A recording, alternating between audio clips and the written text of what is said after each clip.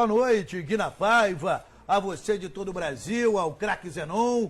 Vamos debater futebol também no Nordeste. Ontem nós já tivemos dois grandes clássicos em campeonatos estaduais do Nordeste. O Fortaleza ganhou de 1-0 do Ceará e no Rio Grande do Norte, na cidade onde os presos cortam a cabeça de outros presos, o América acabou perdendo de 1-0 para o ABC num jogo eletrizante. Esse final de semana aqui em São Paulo teremos início do Campeonato Paulista da 2, que vai ser um campeonataço. Vai.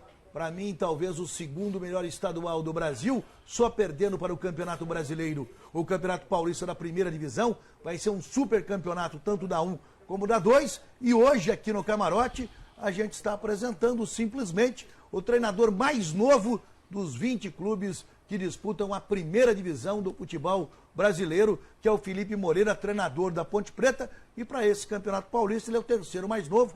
Ele perde para o português Sérgio Vieira, do São Bernardo, e para o Júnior Rocha, que comandará o Novo Horizontino. E uma característica, Guina Paiva, a Ponte Preta, ela tem o DNA de revelar treinadores.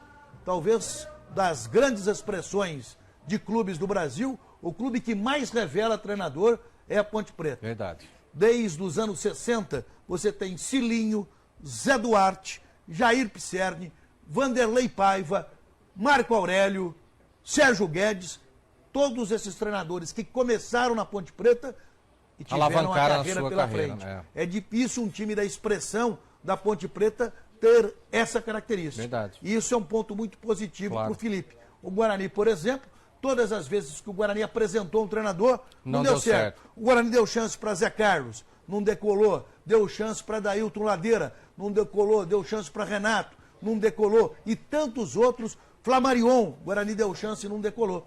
A Ponte Preta não. Todo treinador que a Ponte Preta aposta, dá certo.